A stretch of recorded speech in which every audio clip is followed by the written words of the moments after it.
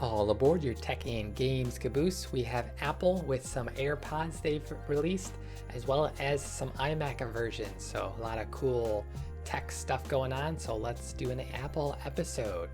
So first up, we have the Apple AirPods. This is the second gen version. So we're gonna get some upgrades here from the earlier versions.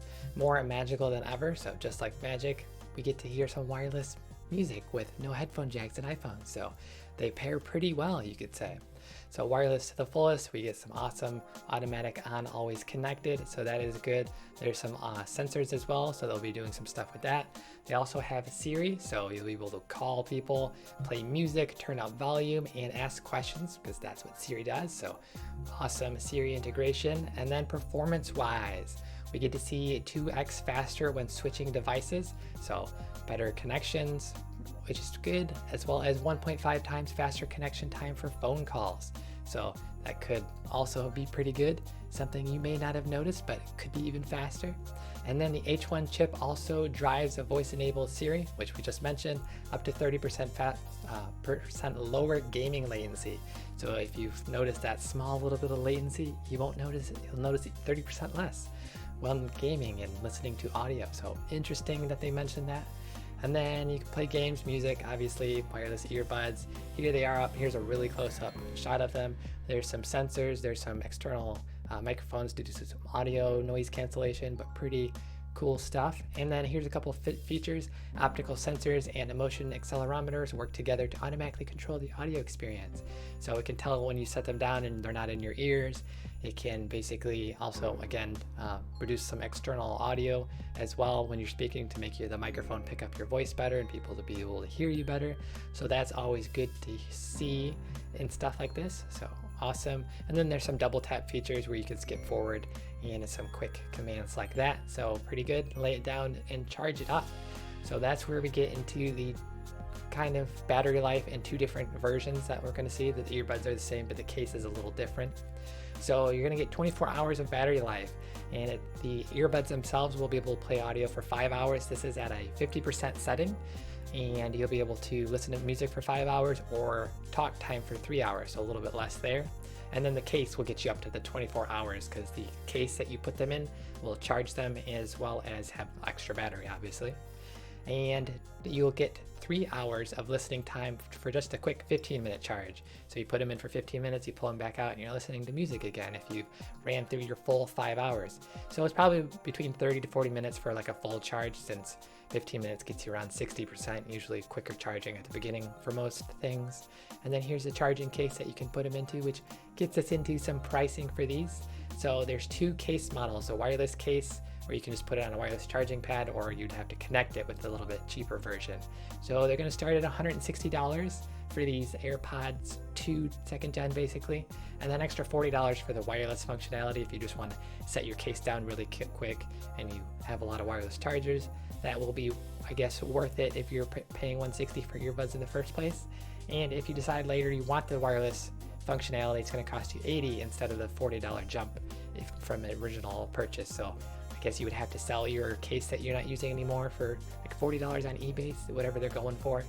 So those are the options for earbuds if you want some AirPods that are wireless and integrate with all your Apple stuff really well. So there is that for music listeners. And we have even more Apple news, which is always good for Apple fans. So iMac, it gets a 2x performance boost. So there's actually two different versions here, 21.5 inch iMac and 27, and you get some different processor options as well as a bunch of other things. So here are the two different screens. You get the 4K and then there's a 5K version. So let's check these out. Some different processor options, and this is the older model. The $1,100 was where it starts at for the 1080p screen. The new stuff is like the 4K monitors, and that will start at $1,300 and then go up to $1,500. And this is for the 21-inch model. And let's actually just let's check out I/O real quick. Headphone jack, pretty cool. SDXC card slot, 4 USB 3.0s, and then 2 USB Thunderbolt C, basically, and gigabit Ethernet. And then that leads us into the differences. So let's actually pick one out and spec it out. So actually right before that, 21.5 inch has basically two different processors, a quad core or a 6-core, and that is the extra $200, as well as we'll get you a little bit different graphics processing. So you'll jump up from the Radeon Pro 555X up to the 560X, and those are the big differences for the 21.5. But the 27-inch has a bunch more options.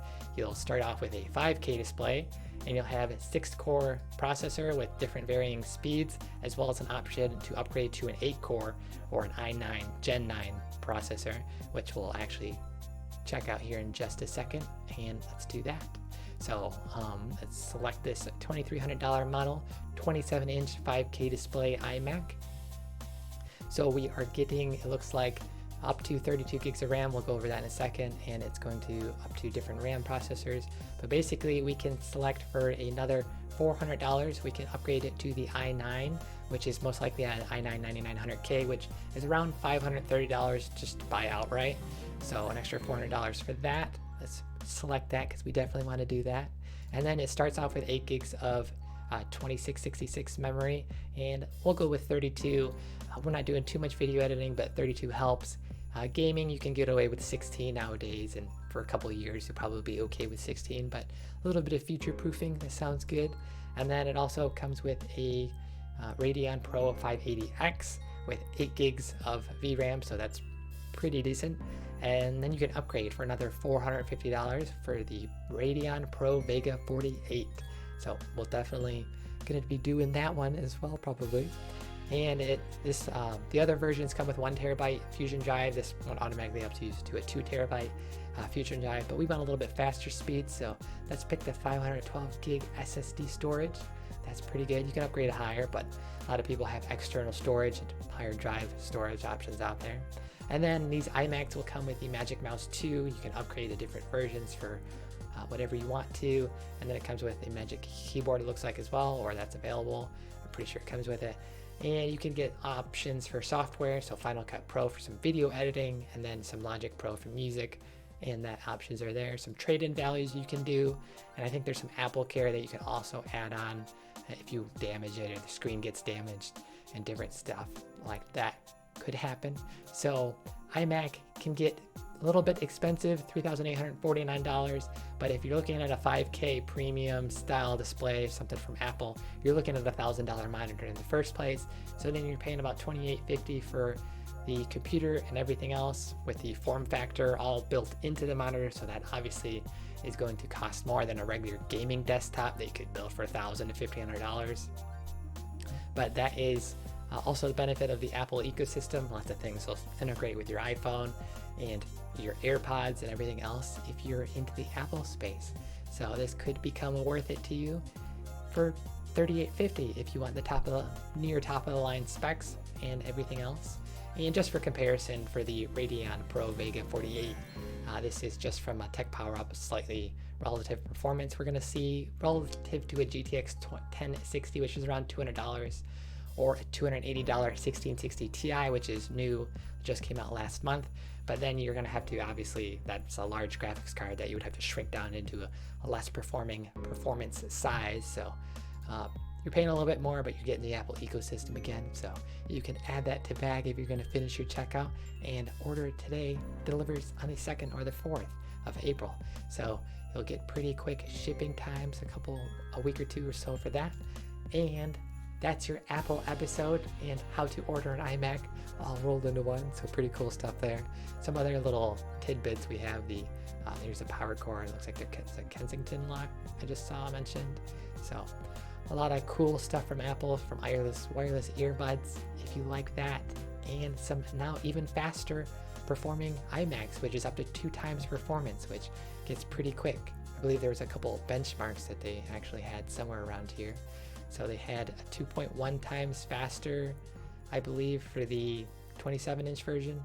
And then I believe actually it's 60% faster for the 21.5 and up to 2.4 times faster when you upgrade to that 8-core processor. So a lot of good benefits there.